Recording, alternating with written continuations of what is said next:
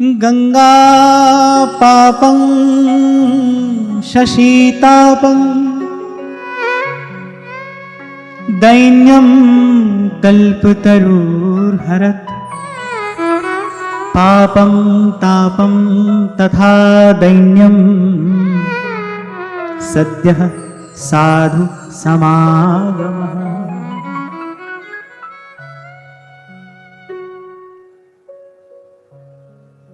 कहते हैं गंगा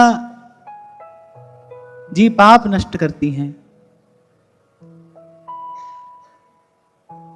चंद्रमा की चंद्रिका ताप नष्ट करती है,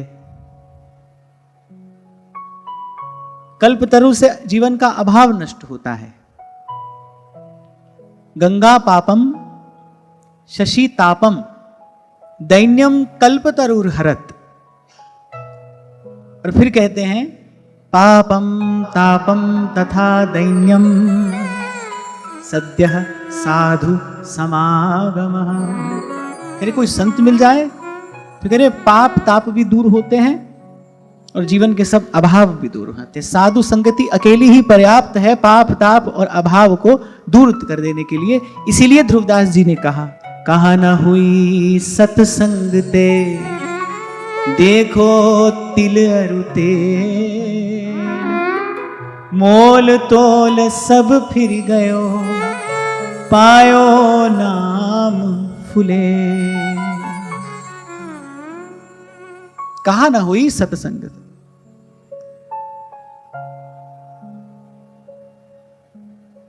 स्वभाव बदल जाए,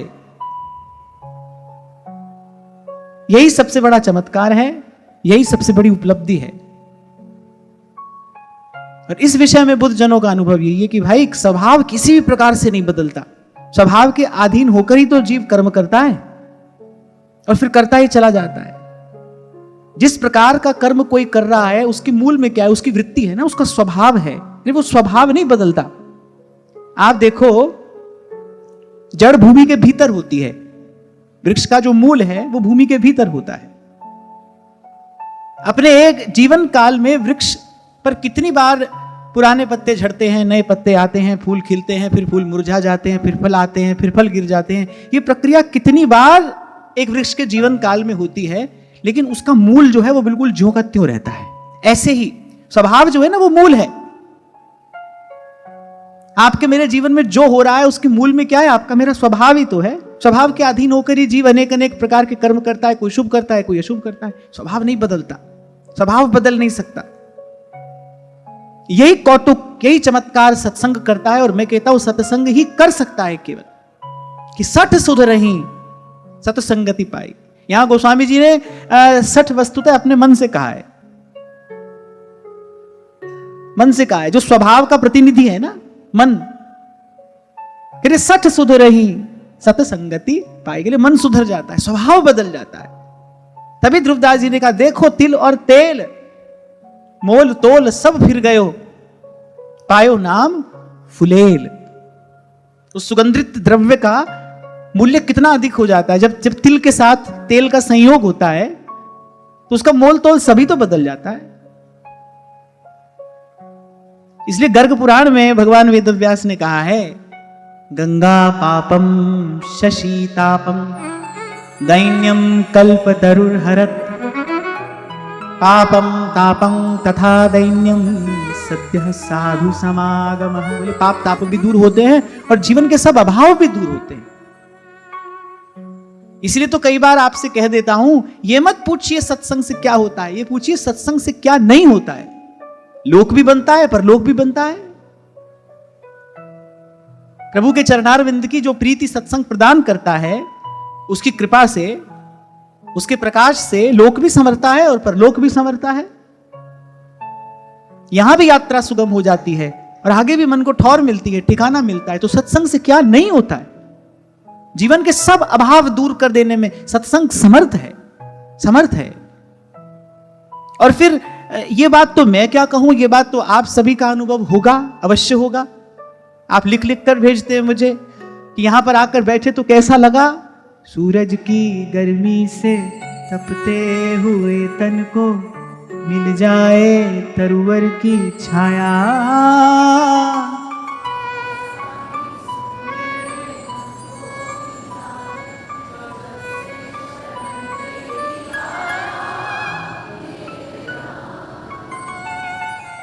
ऐसा ही सुख सत्संग देता है। इसीलिए कहा पाप ताप भी नष्ट होते हैं, अभाव भी दूर होते हैं, भीतर बाहर से जीवन समृद्ध हो जाता है, प्रसन्न हो जाता है।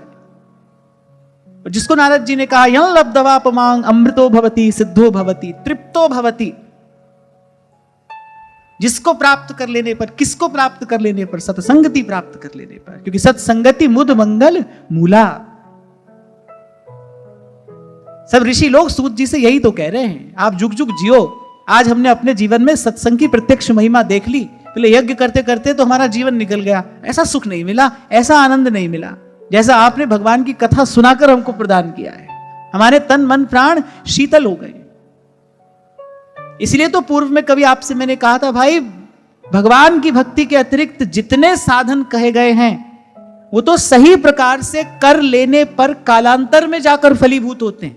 दो शर्त हैं भगवान की भक्ति के अतिरिक्त आप जो करोगे, एक तो उसको सही प्रकार से करोगे तो उसका फल मिलेगा, नहीं तो फल बाधित हो जाएगा। विधि निषेध का पालन करके ही उसको करना पड़ता है, इसीलिए प्रत्येक जीव का उसमें अधिकार नहीं है। तो दो शर्त है, एक तो सही प्रकार से करोगे तो फल मिलेगा, और दूसरा कालांतर में जाकर फल मिलता है, कभी जाकर उसका फल मिलता है। और जब बात भगवान की भक्ति की आए तो यह कहना ठीक नहीं है कि भक्ति आरंभ करते ही आनंद आता है। भक्ति आरंभ करने का विचार करते ही मन आनंदित हो जाता है। मन में इच्छा हो जाए कि भाई अब भजन करेंगे, मन में इच्छा हो जाए कि अब श्री जी की सेवा करेंगे। ये भाव, ये विचार, ये इच्छा, यही मन को किसी आनंद से भर देती है, मन शीतल हो जाता है। इसीलिए नारद जी ने आगे जब जब भक्ति सूत्र का उपसंहार करने लगे तो कहा त्रिसत्येव भक्तिरेव गरीयसी भक्तिरेव गरीयसी, जहां लगी साधन वेद बखानी, सब कर फल हरि भगति भवानी, सब कर फल हरि भगति भवानी। और ये भक्ति बिन सत्संग न पावई प्राणी, भक्ति स्वतंत्र सकल गुण खानी, बिन सत्संग न पावई प्राणी। श्लोक पढ़कर मुझे इतना आनंद आया जब ऋषियों ने कहा, बोले अरे यज्ञ के धुएं से हमारा शरीर काला पड़ गया, प्राण सूख गए हमारे, मिला कुछ नहीं। इसी सी आशा में कि कभी कोई सुख मिलेगा मिलेगा, मिला नहीं। बोले आपने भगवान की कथा सुनाई, हमारे प्राण शीतल हो गए। तभी तो मीरा जी ने कहा था महाराज कुमार भोजराज से कि ठीक है आपने मेरे अनुकूल सब व्यवस्था करा दी है, किले के भीतर मंदिर बन गया, गिरधर गोपाल संग हैं, हृदय में उनका भाव भरा है। पर मीरा जी को भय है किस बात का, कि जो हृदय में भाव भरा है ना, जैसे जेठ का महीना आने पर सूख जाते हैं ताल तलैया, जो भूमि आज हरी भरी दिखाई पड़े, भयंकर गर्मी आने पर वो सूख जाती है, सूख जाते हैं वृक्ष, निष्प्राण हो जाता है उनका जीवन। वर्षा ना हो, एक वर्ष यदि वर्षा ना हो तो ये हरी भरी पृथ्वी निष्प्राण सी हो जाएगी ना। ऐसी मीरा जी ने कहा भाई आज तो हृदय की भूमि हरी भरी है, आज तो मेरा भाव सजल है, पर अगर सत्संग रूपी मेघ नहीं बरसे, अगर संत रूपी सजल जलद मेरे जीवन में आकर नहीं बरसे तो ये भाव कै दिन टिकेगा। क्योंकि वो जानती हैं, वो ये बात जानती हैं कि भाई ये जो भाव भक्ति है ये हरी भरी तभी रहती है जब सत्संगति के जल से इसको बार बार सींचा जाता है, जब इसको सत्संग का जल मिलता है, जब संत आकर बरसते हैं तभी ये भाव हरा भरा रहता है। इसीलिए कह रहे हैं भक्ति सदा सत्संग, सदा भक्ति तभी हो सकती है जब सदा सत्संग हो। इसीलिए ऋषियों ने आगे कहा तुलयाम लवेनापि न स्वर्गं न पुनर्भवम् भगवत् संगी संगस्य मर्त्यानां किमुताशिषः। ऋषि कह रहे हैं आज हम ये घोषणा करते हैं, क्योंकि अब ऋषियों को अन्य साधनों का भी अनुभव है, सहस्त्रों वर्षों से वो यज्ञ याग आदि अनेक अनेक साधन कर रहे हैं, और अब थोड़ी देर का सत्संग भी मिला। कह रहे अब हमको दोनों का अनुभव हो गया, अब हम इस बात की घोषणा करते हैं, कह रहे तुलयाम लवे ना पिना स्वर्गम ना पुनर्भवम। ऐसा लगता है कि जैसे ये श्लोक जो का त्यों तुलसी बाबा ने अपनी मानस में रख दिया। तात स्वर्ग अपवर्ग सुख धरिए तुला एक अंग। गोस्वामी जी कह रहे तराजू लीजिए, एक पलड़े में यहां से लेकर स्वर्ग अपवर्ग के सब सुख डाल दीजिए, और दूसरे पलड़े में तूल ना ताही सकल मिली जो सुख लव सत्संग। लव अर्थात काल की गणना होती है, बड़े अल्प से काल को लव कहते। इतनी देर का भी सत्संग मिल जाए, इतनी देर का भी सत्संग यदि मिल जाए, फिर इसका पलड़ा भारी है। क्यों? क्योंकि ये हृदय को वासना से मुक्त कर देगा। सत्संग क्या करता है? सत्संग हृदय को वासना शून्य बनाता है, सत्संग हृदय को अभिमान शून्य बनाता है, सत्संग आपको कर्तृत्व से मुक्त करेगा। तभी मैंने कहा भाई ये जो भाव भक्ति आज हृदय में हरी भरी है ना, ये हरी भरी रहेगी तभी जब इसको संत रूपी बादल अपने सत्संग रूपी जल से सींचते रहेंगे, सींचते रहेंगे। तभी तो कई बार आपसे कहता हूं भाई, कबीर जी तो रोते थे अपने जीवन के अंतिम दिनों में, तो वो रो रो कर अपने प्रभु अपने प्रियतम को पुकारते थे, क्योंकि उनकी आयु काफी अधिक रही, बहुत दीर्घ काल तक कबीर जी इस धराधाम पर रहे। जब अंत का समय आया तो बहुत व्याकुल रहते थे। मास गया पिंजर रहा, कहते सब मास गया पिंजर रहा, ताकन लागे काग साहेब जहुनाइया, सखी मंद हमारे भाग, मंद हमारे भाग। कागा सब तन खाइयो, चुन चुन खइयो मांस, दो नैना मत छेड़ियो, इन्हें पिया मिलन की आस, पिया मिलन की आस। ऐसी स्थिति थी उनकी। और वहीं जब भगवान के धाम से विमान आया, जब जाने का समय आया, तब दिया कबीरा रोए, रो रो कर पुकार रहे हैं। बरसों बिता दिए कबीर जी ने प्रभु को पुकारते पुकारते। आपको एक बात और बताऊं, जब इस संसार की अनित्यता का, असारता का बोध हो जाता है ना, जब खबर पड़ जाती है भाई ये क्या है, उसके बाद यहां रहना बड़ा कठिन है। क्यों भगवान कह रहे हैं मोते अधिक संत करी लेखा, संत की बड़ाई क्या है भाई? इस संसार की अनित्यता असारता को जानकर भी वो यहां रहता है। किस लिए? परमार्थ के कारण। वो परोपकार के लिए आता है, परमार्थ के लिए यहां रहता है, आपके मेरे लिए यहां पर रहता है। वो तो जीवन मुक्त हो गया, उसने तो जान लिया। अरे मैली कुचैली जगह पर तो कुकर भी नहीं बैठता, वो भी अब स्थान को साफ करके बैठता है। जब संत जान लेता है, उसे जब बोध हो जाता है, अनित्यम सर्वमेवेदम तापत्रितय दूषितम असारम निंदितम हेयम, संसार के इस स्वरूप को जान लेने के बाद यहां कौन रहेगा भाई? कौन रहना चाहेगा? जिसको प्रभु के चरण कमल मिल जाएं, जिसको प्रभु के चरणों की शीतल छांव मिल जाए, वो यहां रहेगा क्यों? किस कारण? संत रहते हैं किस लिए? परमार्थ के लिए, केवल परमार्थ के लिए। परोपकार देह धर्मम। इसलिए भगवान कहते हैं, संतों की कृपालुता दयालुता का विचार करके भगवान कहते हैं मोते अधिक संत करी लेखा। आइए तुम्हारे लिए यहां पर हैं, इनका कार्य तो पूर्ण हो गया। सूरदास जी कहते हैं, सूरदास प्रभु काम धेनु तज छेरी कौन दुहे। जिसको पीने के लिए नित्य गंगा जल मिलता हो, वो गंदे नाले के जल की ओर देखेगा भी क्यों? वो दृष्टि भी क्यों डालेगा वहां? पर संत रहता है, अनेक अनेक कष्ट सहकर यहां पर रहता है। क्योंकि भाई संसार की प्रतिकूलताएं, संसार की विषमताएं तो सबको सताती हैं। यहां तो भगवान भी आए तो भाई उनको भी कष्ट सहना पड़ता है। संसार की विषमता तो सबको सताती है, तो संसार का स्वभाव है। यहां गर्मी सर्दी भूख प्यास जरा रोग, ये तो सभी को सताता है।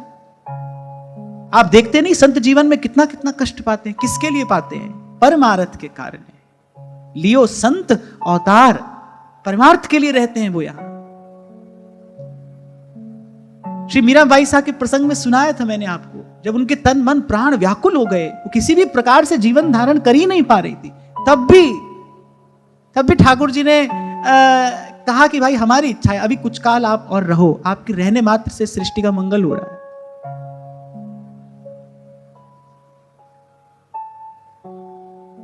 तो कबीर जी जा रहे हैं पर रो रहे हैं, क्यों? जो सुख है सत्संग में सो बैकुंठ न हो, सो बैकुंठ न हो।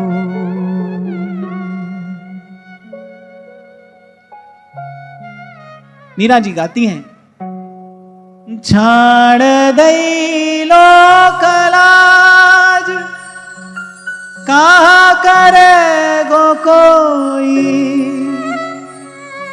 संतन संग बैठ बैठ लोक लाज खोई, मेरे तो गिरधर गोपाल दूसरो न कोई, मेरे तो गिरधर गोपाल दूसरो न कोई।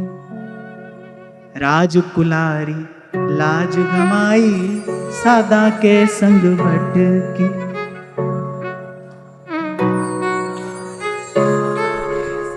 सब सुख सुविधाओं से पूर्ण महल छोड़कर महलों में पली और बन के जोगन चली। यहाँ भाई साहब अपनी वाणी में खुद कह रही, सब सुख छोड़कर कह रही सादा के संग भटकी। तभी तो कभी आपसे मैंने कहा था, संसार का तो सुख पाके भी जीव भटकता है भाई, और भगवान के लिए भटके भी तो उसको आनंद मिलता है। प्रभु के लिए भटकने में भी आनंद है। संसार का सुख पाएगा तो भी जीव भटकेगा और भटकता रहेगा, भटकता रहेगा, राग का बंधन बांध लेगा, उसे सोए जागे चैन नहीं मिलेगा। और वहीं कोई प्रभु के लिए भटके तो भटकते भी सुख पाता है। राजकुलारी लाज गमाई सादा के संग भटकी,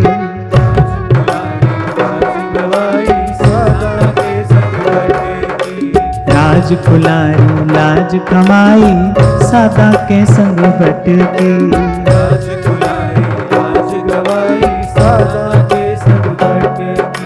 राजकुलारी लाज गमाई सादा के संग भटकी, राजकुलारी लाज गमाई सादा के संग भटकी। नाच नाच हरि गुण गा श्याम, नाच नाच हरि गुण गा श्याम, नाचा दे दे चुटकी मेरा मन लागो हरि जी सो, अब ना रहूंगी मैं अटकी, मेरो मन लागो हरि जी सो, अब ना रहूंगी मैं अटकी।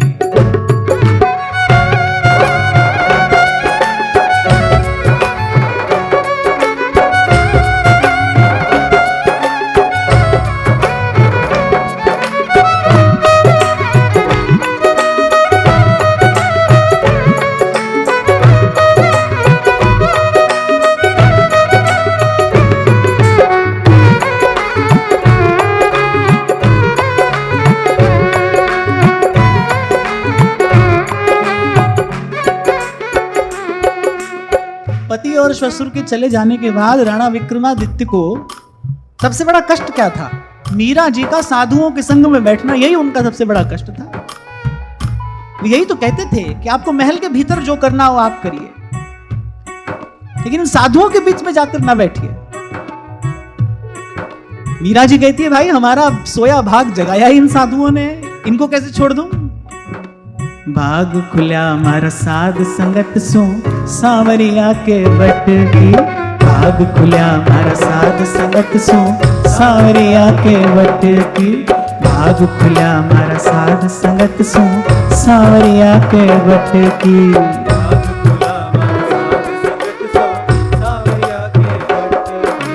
मीरा के प्रभु गिरधर नागर, मीरा के प्रभु गिरधर नागर, मीरा के प्रभु गिरधर नागर, मीरा के प्रभु गिरधर नागर। जन्म मरण सु छुट गई मेरो मन, लाग्यो हरि जी सो अब ना रहूंगी मैं अटकी। मेरो मन लाग्यो हरि जी सो अब ना रहूंगी मैं अटकी। मेरो मन लाग्यो हरि जी सो अब ना रहूंगी मैं अटकी। मेरो मन लाग्यो हरि जी सो अब ना रहूंगी मैं अटकी। नित उठ हरि जीरा दर्शन पास्या, नित उठ हरि जीरा दर्शन पास्या, नाचा दे दे चुटकी। मेरो मन लाग्यो हरि जी सो अब ना रहूंगी मैं अटकी। मेरो मन लाग्यो हरि जी सो अब ना रहूंगी मैं अटकी। मेरो मन लाग्यो हरि जी सो।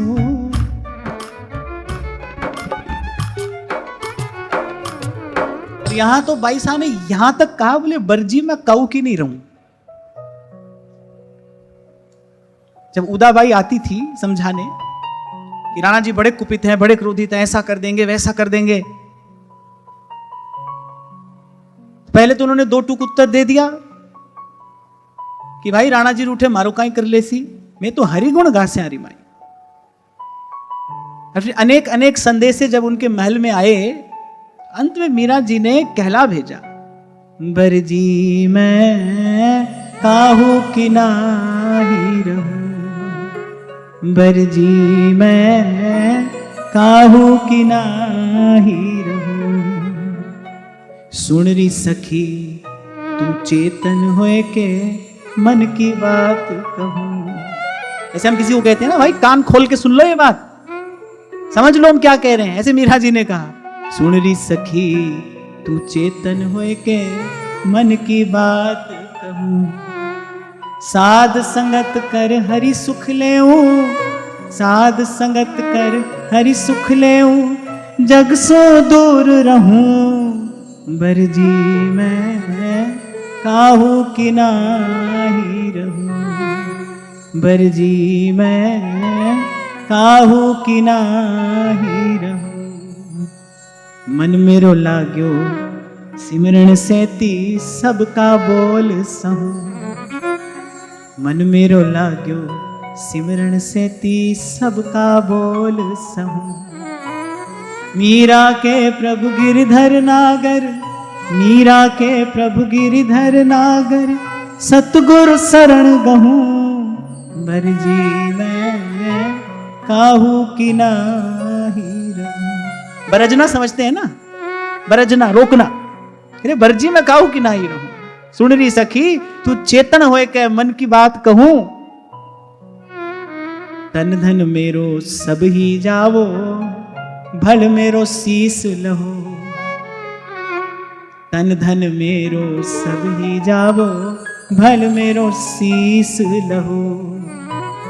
साध संगत कर हरि सुख लेऊं, साध संगत कर हरि सुख लेऊं, सबका बोल सहूं। बरजी मैं काहू की नाही। आपको स्मरण दिलाऊं, कभी आपसे मैंने कहा था प्रभु से इतनी बात ही तो कही नहीं, कहीं भी रह लेंगे, कैसे भी रह लेंगे, आपके बिना नहीं रहेंगे, सत्संग के बिना नहीं रहेंगे।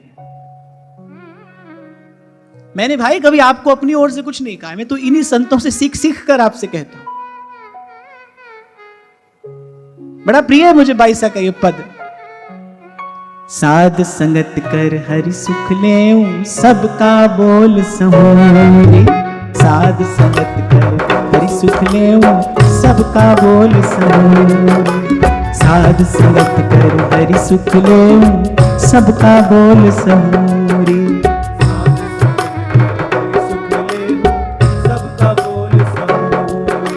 इसीलिए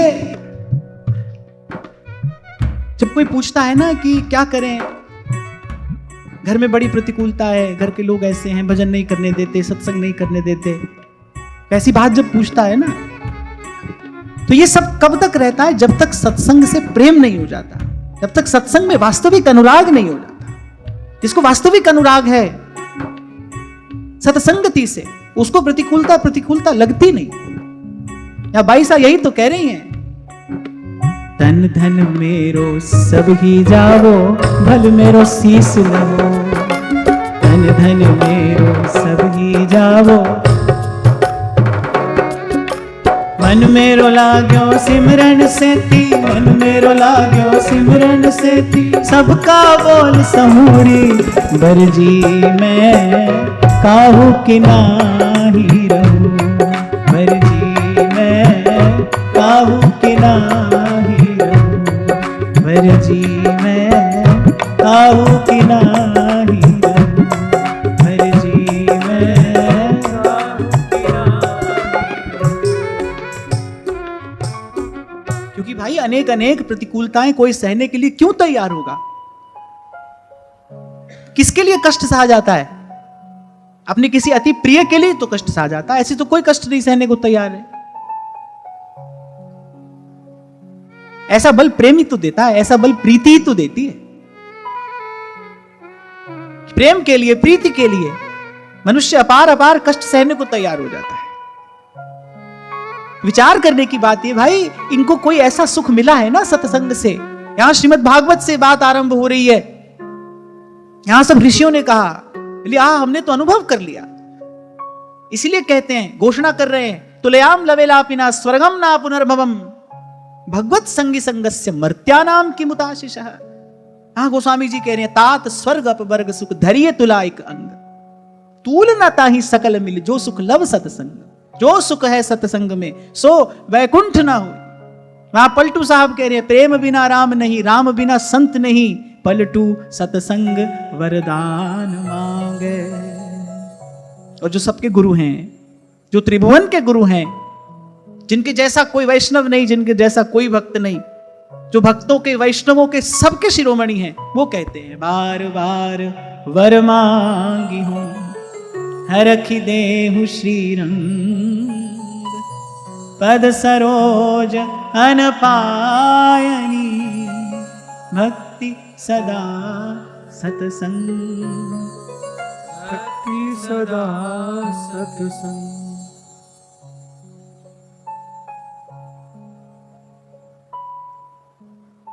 फिर ऋषियों ने आगे कहा, क्योंकि जब सूत जी ने कहा ना, भाई जो आपने पूछा था सो तो मैंने सुना दिया।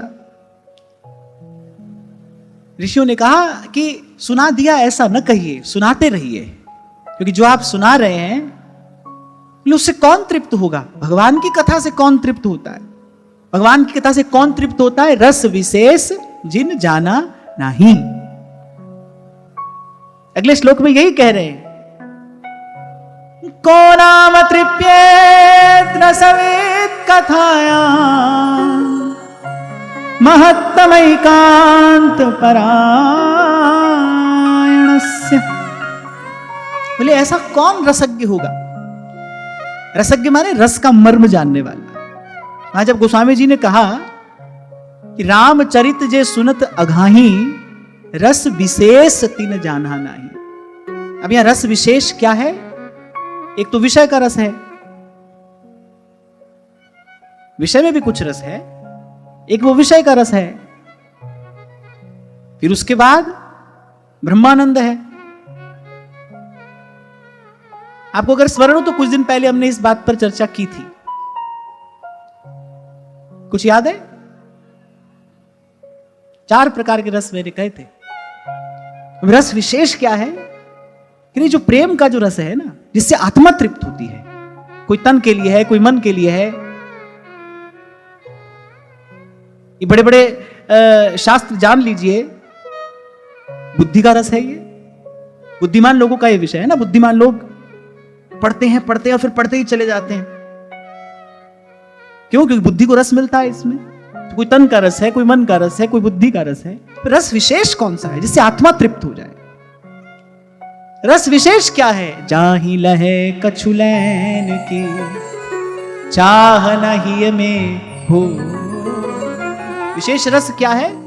अच्छा, एक और बात, रस विशेष, विशेष शब्द का भी एक संकेत किया था मैंने आपको। एक साधारण होता है, एक विशेष, जो कभी आए कभी जाए, कभी बने कभी बिगड़े, वो साधारण। और ना उपजे ना बीन से संतन सुखदाई, वो विशेष है। विशेष उसको ही कहना चाहिए जो बने बिगड़े नहीं, जो जीवन मृत्यु के द्वंद्व से परे हो, वही विशेष है। यहां गोस्वामी जी कह रहे रस विशेष तीन जाना नहीं, ऐसा रस जो प्रतिक्षण वर्धमानम गुण रहितम कामना रहितम सूक्ष्मतरम अनुभव रूपम अविच्छिन्नम, वो रस विशेष जिसका एक बूंद पीकर फिर प्यास न रहे। जाहि लहे फिर कछु लैन की चाह न ही में हुए, जिसकी एक बूंद सदा सदा के लिए तृप्त कर दे, वो है रस विशेष। तो यहां ऋषि गण कह रहे हैं जो रसज्ञ हैं, जो उस रस विशेष को जानते हैं, जिन्होंने वो एक बूंद पिया है, चखा है, जो उसकी महिमा जानते हैं, वो तो भगवान की कथा से कभी तृप्त नहीं हो सकते, क्योंकि वो जानते हैं कि भगवान की कथा के एक एक शब्द में वही रस सिंधु तो उमड़ता है। इसीलिए ऋषियों ने कहा आप ये ना कहिए कि सुना दिया, आप हमको सुनाते रहिए। अरे अब तो आप मिले हैं हमको, आगे कहेंगे। बोले जन्म जन्म के साधन का फल क्या मिला? बोले आप मिल गए, भगवान की कथा सुनाने वाला कोई मिल गया। आप तरे औरन को तारे, आप तरे औरन को तारे। श्री भगवत रसिक देव जी ने तो जो संतों के गुण कहे, तो संत के लक्षण बताए उन्होंने, उनमें सबसे पहला लक्षण यही तो बताया, इतने गुण जामे सो संत। पहला लक्षण यही बताया है। बोले श्री भागवत मध्य जस गावे, श्री मुख कमला कंत। क्योंकि संतों ने यह बात जान ली है, भाई इस भव सिंधु से पार जाने की नौका अगर कोई है तो वो हरि का नाम है और हरि की कथा है। सार की बात तो वैसे इतनी सी है, अगर समझ आ जाए तो इतनी सी बात है। भव सिंधु से पार जाने के लिए कोई जहाज है ना, नानक नाम जहाज है, चढ़े सोतरे पार। और एक बात मैं अपनी ओर से यहां कहूं कि भजन सेवा आदि भी जो होता है वो भी सत्संग की ही कृपा से होता है। आज यहां शायद पूछा किसी ने कि क्या समर्पण भाव से की हुई सेवा से भगवत प्राप्ति हो सकती है या सुमिरन जरूरी है? किसने पूछा ये?